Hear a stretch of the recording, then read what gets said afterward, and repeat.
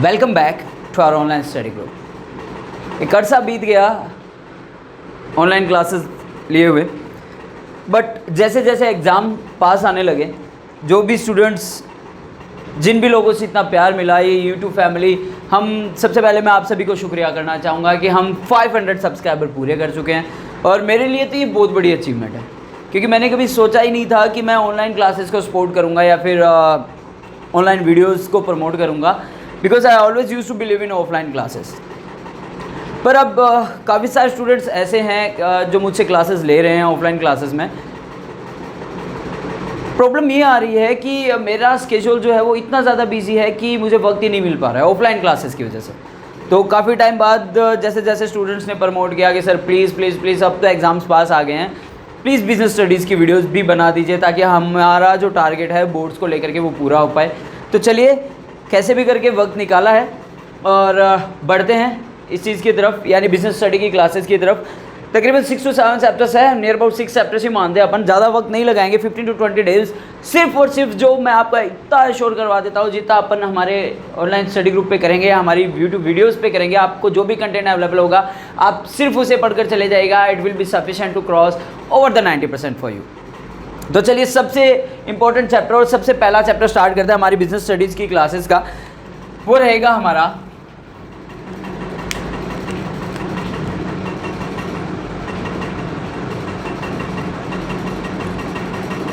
Staffing.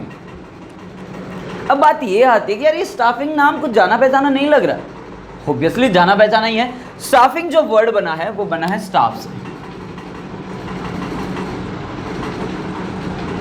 अब staff कोई भी हो सकता है। हमारे स्कूल में हमारे साथ हमारा टीचिंग स्टाफ हो सकता है, हम किसी कंपनी में काम कर रहे हैं तो हमारे कलीग्स हो सकते हैं। जहाँ पर भी आप जॉब कर रहे हैं या जहाँ कहीं पर भी आप मैनेजमेंट का काम संभाल रहे हैं या काम कर रहे हैं, तो ऑब्वियसली आपके कलीग्स आपके क्या होंगे, स्टाफ मेंबर्स ही होंगे। आप लोगों ने मोस्टली स्कूल्स में देखा होगा स्टाफ रूम लिखा होता है, स्पेसिफाइड फॉर टीचर्स लिखा होता है, तो ऑब्वियसली वो क्या स्टाफ ही है, जितने भी लोग। अब स्टाफ में आपने ये चीज़ नोटिफाई की कि स्टाफ में कई तरीके के लोग होते हैं। जैसे हम स्कूल्स की बात करें तो हमारे MD, मैनेजिंग डायरेक्टर, ठीक है, और फिर हमारे प्रिंसिपल आ जाते हैं, हमारे हेड मिस्टर आ जाते हैं या हेड मास्टर आ जाते हैं। तो हेड मास्टर तो मैं नहीं कहूँगा, चलिए ठीक है ये भी चल जाएगा। हेड मिस्ट्रेस आ जाती है, फिर हमारे HODs आ जाते हैं, हेड ऑफ डिपार्टमेंट्स। और सॉरी, इससे पहले अगर अपन देखें तो हमारे कोऑर्डिनेटर्स आ जाते हैं, जूनियर कोऑर्डिनेटर्स, सीनियर कोऑर्डिनेटर्स, है ना। फिर हेड ऑफ डिपार्टमेंट्स आ जाते हैं, HOD, फिर PGTs आ जाते हैं, फिर TGT आ जाते हैं, फिर अगर देखें तो हेल्पिंग कह सकते हैं अपन, है ना, या प्राइमरी टीचर्स, तो चलिए TCT में ही आ गए। फिर मदर टीचर आ जाते हैं, फिर 4th ग्रेड आ जाते हैं, प्यून्स वगैरह जो 4th ग्रेड कैटेगरीज में है, फिर स्वीपर्स वगैरह में आ जाते हैं। तो ये सारा का सारा क्या एक तरीके से स्टाफ ही है। बस ये क्या है, ये ऑनर कह सकते हैं अपन, ये बाकी सारा क्या स्टाफ है जो किसी भी काम को, किसी भी वर्क को फंक्शनेबल करते हैं। तो ध्यान रखिएगा ये सारे हमारे क्या है स्टाफिंग के प्रोसेस में। ध्यान रखिएगा ये क्लासेस फर्स्ट ग्रेड लेक्चरर के लिए भी काफ़ी ज़्यादा इम्पोर्टेंट है। तो जो मेरे स्कूलिंग स्टूडेंट्स हैं, सिर्फ उन्हीं के लिए नहीं, फर्स्ट ग्रेड लेक्चरर की जो एग्ज़ाम आने वाली है, बिजनेस स्टडीज़ या बिजनेस ऑर्गेनाइजेशंस का जो हमारा इंपॉर्टेंट पार्ट रहेगा, उसके अंदर भी काफ़ी इंपॉर्टेंट रोल प्ले करता है ये। तो आइए शुरू करते हैं, देखते हैं स्टाफिंग है क्या, किस चीज़ को लेकर के ये चैप्टर इतना ज़्यादा वेटेज में रहता है, क्यों इसको इतना ज़्यादा इंपॉर्टेंस मिलती है। तो ये तो देख लिया होगा कि किसी भी फर्म में या किसी भी इंस्टीट्यूशन में या किसी भी ऑर्गेनाइजेशन में अगर काम करते हैं तो उसकी जितनी भी कैटेगरीज होती है, यानी बोर्ड ऑफ डायरेक्टर्स को छोड़ करके या फिर ऑनर्स को छोड़ करके सारा का सारा किसकी कैटेगरी में आता है, स्टाफ की कैटेगरीज में आता है। स्टाफ यानी कि एक दूसरा नाम अगर मैं लिखना चाहूँ तो जिसको अपन कहते हैं एम्प्लॉइज़। आई थिंक इस वर्ड से आपको ज़्यादा अच्छे से क्लैरिफाई हो जाएगा, ठीक है। एम्प्लॉइज़ की अगर बात करें तो अब देखिए, चलिए शुरुआत करते हैं। हम किसकी तरफ बढ़ते हैं, हम बढ़ते हैं स्टाफिंग की डेफिनेशन की तरफ।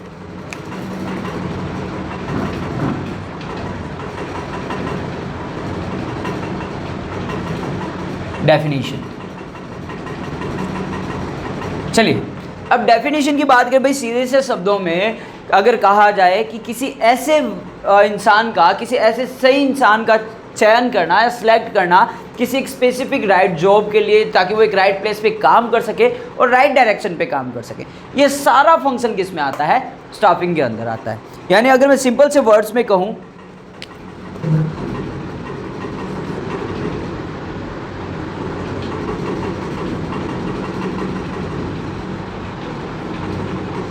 finding the right person for the right job,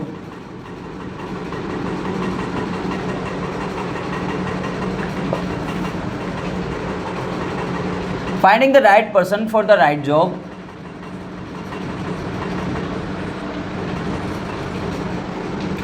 having the right qualifications,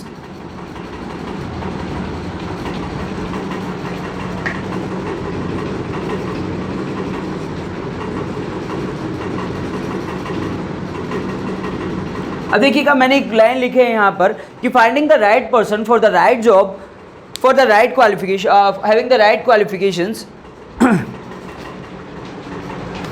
यानी कि एक चीज़ नोटिस करिएगा, फाइंडिंग द राइट पर्सन यानी सबसे पहली चीज़ क्या है, एक सही इंसान को ढूंढना। जो जिन टारगेट्स को हम लेकर के हमारे इंस्टीट्यूशन में, हमारे ऑर्गेनाइजेशन में, हमारी फर्म में वर्कआउट कर रहे हैं, तो सबसे पहले हम एक ऐसा इंसान ढूंढे जो हमारे लिए सूटेबल हो, हमारी फर्म के लिए, हमारे ऑर्गेनाइजेशन के लिए प्रॉफिटेबल हो। फॉर द राइट जॉब यानी जिस काम के लिए हम टारगेट कर रहे हैं उसके लिए हमें एक ऐसा इंसान चाहिए, हैविंग द राइट क्वालिफिकेशंस, और उसके पास में एग्जैक्टली वो क्वालिफिकेशंस हो जो हमें उन टारगेट्स को, हमें उन मोटिव्स को, जो एम्स को हमने डिसाइड किया उनको अचीव करने में हमारी मदद कर सके। एक सेकेंड, चलिए,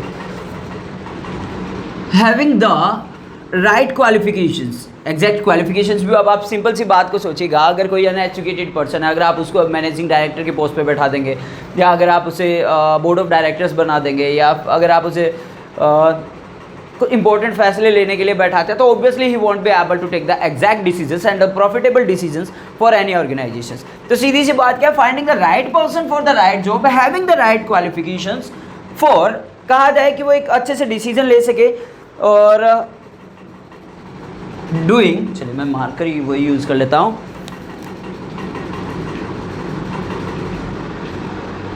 doing right jobs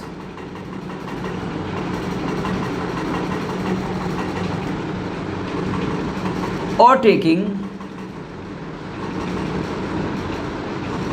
right decisions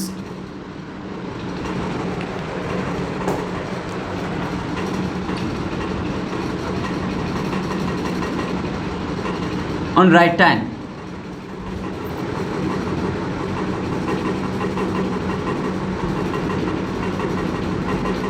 देखिएगा हमने यहाँ पे लिखा है finding the right person for the right job, having the right qualification, सही इंसान सही जॉब के लिए सही क्वालिफिकेशंस के साथ में, डूइंग द राइट जॉब जो सही तरीके से काम कर भी पाए या कर सकता हो, और टेकिंग द राइट डिसीजन और जो सही फैसले ले सके ऑन द राइट टाइम, यानी जब भी हमें ज़रूरत पड़े या जब भी हमारे इंस्टीट्यूशन को या हमारे फर्म को या ऑर्गेनाइजेशन को ज़रूरत पड़े फैसले लेने की, तो वो सही टाइम पे सही फैसले ले सके।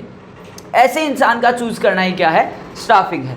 हम अच्छे से ऑब्वियसली आप लोगों ने एक चीज़ नोटिस की होगी कि गवर्नमेंट जॉब्स के एग्ज़ाम्स होते हैं तो उसमें काफ़ी सारे प्रोसीजर होते हैं। जैसे अपन देखें आर्मी की सर्विसेज देख सकते हैं, पुलिस सर्विसेज देख सकते हैं, एक्सक्यूज़ मी।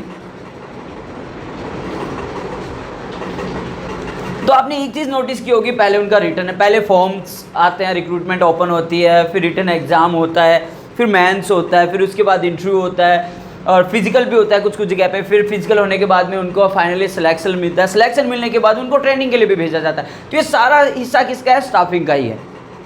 क्यों? क्योंकि मान लो जॉब अगर किसी को दे दी जाती है तो ऑब्वियसली वो रिटर्न पेपर पास करके एलिजिबल बन जाएगा, या इंटरव्यू पास करने के बाद एलिजिबल बन जाएगा।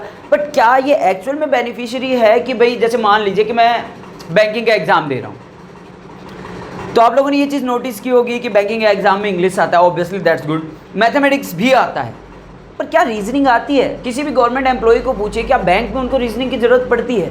नहीं पड़ती, ऑब्वियसली नहीं पड़ती। क्या बैंक जॉब करने के बाद में उन्हें जियोग्राफिकल लेवल पढ़ने की ज़रूरत पड़ती है? नहीं पड़ती, कहीं काम ही नहीं आता। आप खुद देखिएगा कि आज मान लीजिए आप कॉमर्स फील्ड में जा रहे हैं तो क्या आपको साइन कोस टेन कोस ये सारी चीज़ें काम आनी है? नहीं आने वाली यार। बट स्टाफिंग का मतलब किसी एक ऐसे बंदे को तैयार करना एक एग्जैक्टली मैनेजरियल क्राइटेरिया में, ताकि वो आपको उन सारे टारगेट्स तक पहुंचा सके जो आप लेकर चले हैं।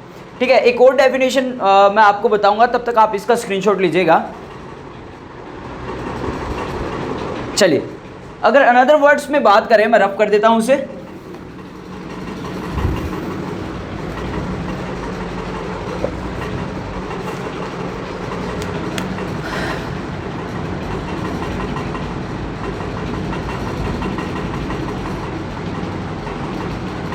A managerial function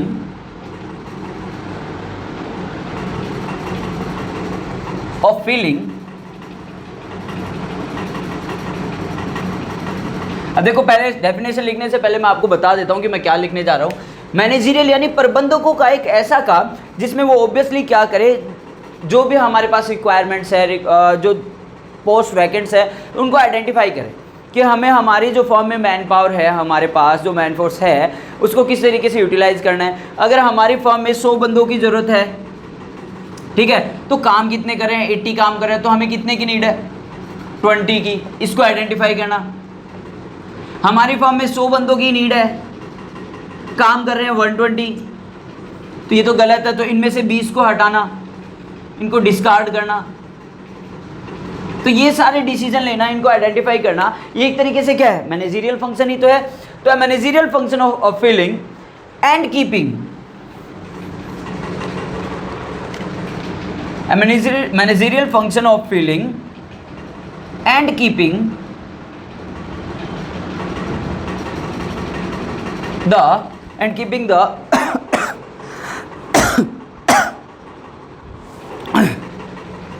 keeping the field positions in an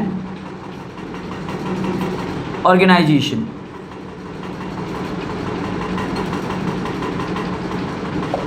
देखिएगा, एक ऐसा काम जिसके दौरान क्या किया जाए? प्रबंधकों का managerial function of feeling and keeping. पहली बात तो अगर जॉब्स वैकेंट है या वैकेंसीज ऑक्यूपाई है तो उन जगह को भरा जाए, रिक्रूटमेंट्स करी जाए। लेकिन अगर हमारे पास सफिशेंट लेबर फोर्स है या सफिशेंट लेबर्स है तो उनको यूटिलाइज कैसे किया जाए, या फिर कहा जाए and keeping the field positions in an organisation. यानी कि इमेजिन करिएगा, एक फर्म है, मान लीजिए मैं ही किसी फर्म में मैनेजिंग डायरेक्टर की पोस्ट पे हूँ और ऑब्वियसली मैं अपने एम्प्लॉयज़ को खुश नहीं कर पा रहा हूँ, या फिर यहाँ से बेहतर अपॉर्चुनिटीज़ उनको कहीं और मिल रही है, तो ऑब्वियसली वो जॉब छोड़कर चले जाएंगे। तो कैसे भी करके ये हमारे ही हाथ में होता है, यानी ये हमें ही समझना पड़ेगा कि इनको कैसे वापस उसी जॉब पे रखना है या किस तरीके से ये अपने काम को छोड़कर नहीं जाए। ये सारा का सारा कौन से प्रोसीजर में आता है? स्टाफिंग के प्रोसीजर में आता है। Take the screenshot.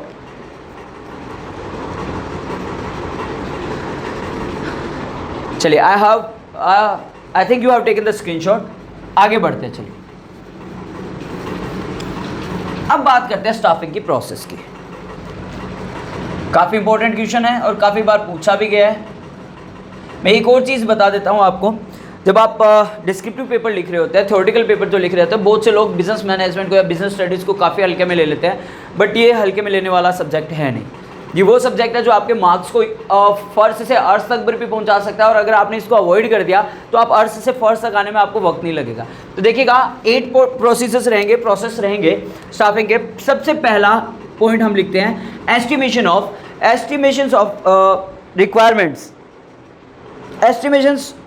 Requirement for man power.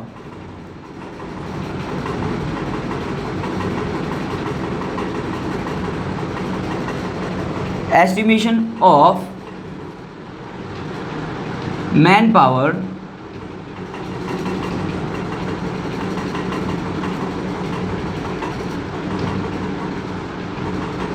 Requirement. अब आप लोगों ने कई बार ये नोटिस किया होगा कि गवर्नमेंट वैकेंसीज ओपन करती है, तो ये सारी वैकेंसीज यूं ही ओपन नहीं करी जाती। ये सारी वैकेंसीज को यूं ही नहीं है कि भाई हाँ गवर्नमेंट ने 10,000 वैकेंसीज को फ्री ऑफ रिक्रूट कर दिया या फॉर्म्स ओपन हो गए। वो अलग बात है कि जैसे मान लीजिए गवर्नमेंट ने 10,000 पोस्ट के लिए फॉर्म्स ओपन किए हैं, टीचर्स की पोस्ट के लिए, तो गवर्नमेंट सबसे पहले ये एनालाइज करती है कि क्या एक्चुअल में इतने सारे टीचर्स की ज़रूरत है। क्या इतने सारे पीजीटीज की ज़रूरत है, या किस तरीके की पीजीटी चाहिए, प्राइमरी चाहिए, टीजीटीज चाहिए, या हेडमास्टर्स चाहिए, ये या अपन कह सकते हैं फिजिकल टीचर चाहिए, कंप्यूटर टीचर चाहिए, योगा टीचर चाहिए। इन सारी चीज़ों को सबसे पहले हमें क्या देखना पड़ता है, एस्टिमेट करना पड़ता है।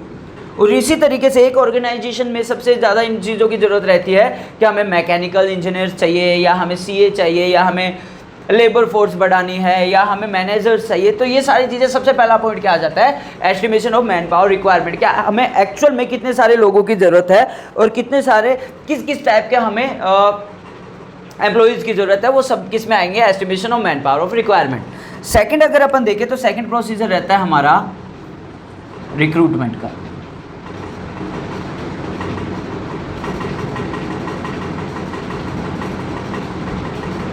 अब देखिएगा, अगर बात करी जाए रिक्रूटमेंट की, तो ये सबसे इंपॉर्टेंट हिस्सा होता है किसका, स्टाफिंग का। अब सीधी सी बात है भाई, मुझे 10 लेबर चाहिए और मैंने 10 लोगों को मार्केट से पकड़ा कि हाँ भाई काम करना है मेरी फर्म में, तो आ जाइए काम कर लीजिए। क्या सही तरीके से वो काम कर पाएंगे? क्या मैं एलिजिबल एम्प्लॉयज़ ढूंढ पाऊंगा? क्या उनमें इतनी कैपेबिलिटी होगी? मैंने क्या किया, और एक मैंने दूसरे तरीके में क्या किया, मैंने रिक्रूटमेंट ओपन की कि भाई साहब मेरे को 100 पोस्ट के लिए लेबर चाहिए जो एक्सपीरियंसड हो, और मैंने ओपन मार्केट में इसके फॉर्म्स ओपन कर दिए। इमेजिन करिए 1000 पर्सन आ गए, फॉर्म्स आ गए मेरे पास। यानी रिक्रूटमेंट एक ऐसा प्रोसीजर है कि आप नीड के अकॉर्डिंग अगर अपनी पोस्ट अवेलेबल करवाते हो तो आपके पास काफ़ी सारे एस्पिरेंट्स आएंगे, और उन एस्पिरेंट्स में से आप एक फिक्स क्राइटेरिया डिसाइड करके आप एलिजिबल बंदा ढूंढ सकते हैं। आप सही अकॉर्डिंगली एक ऐसा पर्सन ढूंढ सकते हैं जो आपके लिए बेनिफिशियरी होगा। That can be a return paper, वो रिटर्न पेपर भी हो सकता है, ठीक है। अगर हम देखें तो वो फिजिकल पेपर भी हो सकता है, वो ट्रेनिंग सेशन भी हो सकता है, फिजिकल एग्जाम्स भी आपने कई बार देखे होंगे। तो एक चीज़ और देखिएगा, इसको बताने से पहले एस्टिमेशन ऑफ मैन पावर में अगर मैं आपको बताना चाहूँ तो हम इसको 2 भागों में बांटेंगे, एनालिसिस ऑफ वर्कलोड। ठीक है, ये बात मैं वैसे पहले भी बता चुका, लेकिन फिर एक बार फिर से रिपीट कर देता हूं। सेकंड अगर अपन कहें तो एनालिसिस ऑफ वर्कफोर्स। सबसे अहम हिस्सा रहता है इन चीज़ों को जानना कि पहले तो हम ये देखें कि हमारा वर्कलोड कितना है, हमें कितने लोगों की ज़रूरत है। अगर जितने लोगों की ज़रूरत है, अगर सही मायने में उतने लोग हमारे पास है, तो हमें रिक्रूटमेंट की ज़रूरत ही नहीं है, हमें और ज़्यादा लोगों को ढूंढने की आवश्यकता ही नहीं है। और एनालिसिस ऑफ वर्कफोर्स का मतलब होता है कि एक्चुअल में हमारे पास कितने लोग काम कर रहे हैं। जैसे मैंने अभी बताया था कि जैसे 100 लोग काम कर रहे हैं, वर्किंग में हैं, और ज़रूरत हमें 80 की है,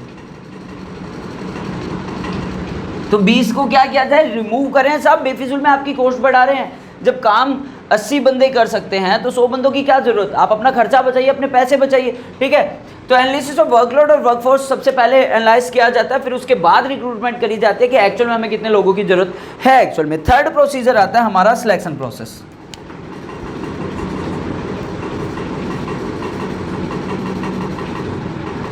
जैसे ही हमने रिक्रूटमेंट डाली कि सब हमें इस टाइप के लोगों की ज़रूरत है या इस तरीके के एम्प्लॉयज़ की ज़रूरत है, हमारे पास फॉर्म्स आएंगे, एस्पिरेंट्स आएंगे, हम उनमें से चुनेंगे। तो चुनने का क्राइटेरिया कुछ भी हो सकता है। नेक्स्ट अगर अपन बात करें तो फोर्थ आता है हमारा प्लेसमेंट। अब आपने सुना होगा कि कहीं पे जब हम इंटरव्यू देने के बाद हमें जॉइनिंग लेटर मिल जाता है, तो ऑब्वियसली वो क्या है, हमारा जॉब प्लेसमेंट हो जाता है। कई लोगों को सुना होगा कि यार मेरी जॉब लग गई, ऑब्वियसली, तो वो क्या है, एक तरीके से प्लेसमेंट ही है। और ओरिएंटेशन भी इसी का हिस्सा है, प्लेसमेंट एंड ओरिएंटेशन।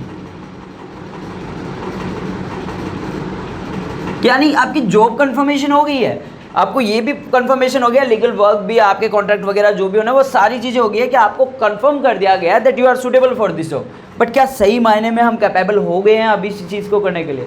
हम किसी नई जगह पे जाएंगे, कोई काम सीखेंगे, करने से पहले ऑब्वियसली हमें ट्रेनिंग की भी ज़रूरत पड़ेगी, ठीक है। हमें प्रैक्टिकल नॉलेज की ज़रूरत पड़ेगी कि सही मायने में जिस जगह में काम करने वाले हैं या करने जा रहे हैं, तो वहाँ के लोगों का बिहेवियर कैसा है, कैसे लोग हमारे साथ में रिएक्ट करेंगे, तो वो सारी चीज़ें भी किसी का हिस्सा आता है, स्टाफिंग का हिस्सा आता है। नेक्स्ट अगर पॉइंट नंबर 5 देखें तो रहता है हमारा ट्रेनिंग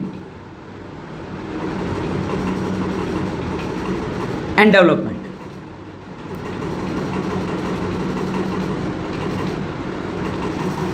ट्रेनिंग एंड डेवलपमेंट। अब देखिएगा, जैसे इमेजिन करिएगा इंडियन गवर्नमेंट ने सोल्जर्स की रिक्रूटमेंट को ओपन किया। सबसे पहले उन्होंने देखा कि हाँ भाई इतने सोल्जर्स की ज़रूरत है, फिर उन्होंने रिक्रूटमेंट ओपन कर दिया। सिलेक्शन प्रोसीजर भी स्टार्ट हो गया, पहले रिटन एग्जाम हुआ, फिजिकल हुआ, या फिर जो भी बॉडी मेजरमेंट्स है वो सारे होने के बाद उन्होंने क्या कर दिया, प्लेसमेंट दे दिया कि ठीक है you are final for your job.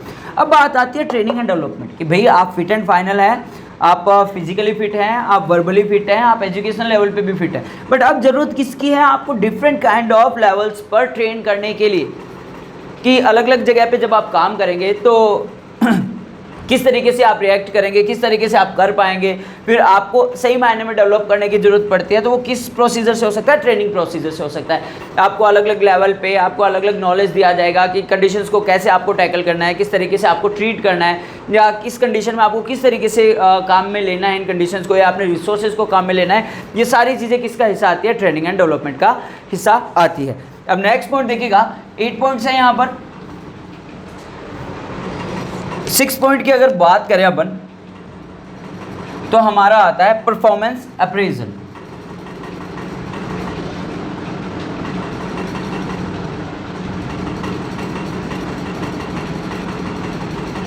Performance appraisal, अब देखिए आपने बंदा भी चुन लिया, आपने रिक्रूटमेंट प्रोसीजर कर लिया, आपने सिलेक्शन भी दे दिया, उनको प्लेसमेंट भी दे दी, जॉब भी फाइनल कर दी, आपने ट्रेनिंग प्रोसीजर भी पूरा करवा दिया, आपने उनको जितना नॉलेज देना था उतना भी आपने पूरा करवा दिया। पर अब आप क्या करेंगे, आप उनको टारगेट्स देंगे कि जनाब जितनी ट्रेनिंग्स आपको दी गई है, जिस जॉब के लिए आपको रखा गया है, आप एक परफॉर्मेंस दिखाइए अपनी, जो टारगेट्स आपको दिए गए हैं उनको अप्रूव करिए।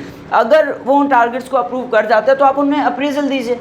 अगर फिर भी कोई कमी रहती है तो आप वापस इसी मेथड पे आ जाइए, ट्रेनिंग एंड डेवलपमेंट पे, फिर उनमें इंप्रूवमेंट करिए। थोड़े से डेवलपमेंट की और ज़रूरत होती है तो थोड़ा उनको और इम्प्रूव करें, ठीक है। ओरिएंटेशन का ध्यान रखिएगा। ओरिएंटेशन का मतलब ये भी होता है कि अगर देखिए जो एलिजिबल एमडीज होते हैं ना, या जो मैनेजरियल फंक्शन में काम करते हैं, जैसे ही किसी न्यू बंदे को रिक्रूट किया जाता है तो ऑब्वियसली उसको एटमॉस्फेयर फ्रेंडली बनाया जाता है। तो एक छोटी सी मीटिंग ऑर्गेनाइज करते हैं और इंट्रोड्यूस करवाया जाता है कि भाई he is the person going to work with you with the next session और within the next days. तो ये सारी चीज़ें ओरिएंटेशन का हिस्सा। परफॉर्मेंस अप्रेजल आपको मैं बता चुका हूँ। नेक्स्ट अगर बात करें अपन तो रहता है हमारा प्रमोशन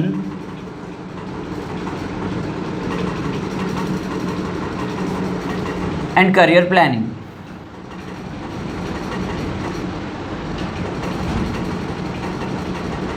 देखिए कोई भी इंसान अगर किसी जगह पे काम करता है ना तो वो अपने करियर को लेकर के हमेशा वरीड रहता है। और अगर आप अपने जॉब पर, अगर आप अपने काम पर बेस्ट दे रहे हैं तो ऑब्वियसली आप हमेशा ये भी एक्सपेक्ट करते हैं कि काश या जल्द से जल्द मुझे अप्रेजल मिले, मैं नेक्स्ट लेवल के लिए अपॉइंट हूँ, या मुझे और ज़्यादा अपॉर्चुनिटीज़ मिले अपने आप को प्रूव करने के लिए। तो प्रमोशन भी एक सबसे इंपॉर्टेंट हिस्सा है स्टाफ का कि जो बंदे सही मायने में काम कर रहे हैं ऑब्वियसली उनको क्या किया जाए, उनको प्रमोट किया जाए, ठीक है। आगे से आगे अगर उनके करियर को प्लान अपन करें कि भाई किस तरीके से हम इनसे ज़्यादा अचीव करवा सकते हैं, किस तरीके से इनको प्रमोट कर सकते हैं, तो ये भी स्टाफिंग का सबसे अहम हिस्सा होता है। नेक्स्ट अगर हिस्सा आता है, last but not least, compensation. देखिएगा ये कंडीशन या ये सिचुएशन बहुत सारे फर्म्स के सामने आती है, क्या कि जैसे मैंने एक ऑर्गेनाइजेशन स्टार्ट किया या मैं एक फर्म चला रहा हूँ, मैंने एक एम्प्लॉय रखा जो पिछले 10 साल से मेरे पास काम कर रहा है, काफ़ी अच्छा एक्सपीरियंस हो गया है, सारा कुछ नॉलेज हो गया है, मार्केटिंग एनालिसिस भी आ रही है, मैनेजरियल फंक्शन भी संभाल रहे हैं, ये सारी चीज़ें वो संभाल रहे हैं। अब ऑब्वियसली अगर मैं उनको टाइम पे प्रमोट नहीं करूँगा या उनको एक्स्ट्रा कंपनसेशन नहीं दूंगा या उनकी हेल्प नहीं करूँगा नेक्स्ट लेवल के लिए, तो वो ऑब्वियसली क्या करेंगे, वो डिसअपॉइंट हो जाएंगे। तो जैसे ही उनको किसी बेटर जगह पे अपॉर्चुनिटी मिलेगी वो स्किप कर जाएंगे या स्विच कर जाएंगे आपकी कंपनी को या आपके फर्म को। तो ये भी स्टाफिंग का सबसे अहम हिस्सा है कि जो लोग आपके पास काम कर रहे हैं आप टाइम टू टाइम उन पर इंक्रीमेंट की तरफ ध्यान दीजिए, ठीक है। और अगर उनमें करियर प्लानिंग की कैपेबिलिटी है या प्रमोशन की कैपेबिलिटी है, या इफ़ दे आर कैपेबल और if they are able to have the appraisal और the appointment for the next level, then definitely you should go with them. तो आपको उनको अप्रेज भी करना चाहिए, नेक्स्ट लेवल तक प्रमोट भी करना चाहिए और टाइम टू टाइम आप उनका इंक्रीमेंट लगाएं। ये सारी चीज़ें किसका हिस्सा है, स्टाफिंग का हिस्सा है। देखिए फिर रिपीट कर देते हैं 8 पॉइंट्स देखे हमने। सबसे पहला पॉइंट है हमारा estimation of man power requirement, कितने लोगों की जरूरत है, मैं पहले ही बता चुका। एनालिसिस ऑफ वर्कलोड और वर्कफोर्स दोनों के थ्रू। नेक्स्ट हमारा रिक्रूटमेंट, फिर उसके बाद सिलेक्शन, फिर placement and orientation, training and development, performance appraisal और फिर प्रमोशन एंड करियर प्लानिंग और लास्ट बट नॉट लीस्ट है कंपनसेशन। ये 8 प्रोसीजर हैं स्टाफिंग के, एज इट इज़ आपको इनको याद करना है। 2 बार 4 बार पढ़ेंगे, एक बार आंखें बंद करके रिपीट मारेंगे, आपको फटाक से याद हो जाएंगे।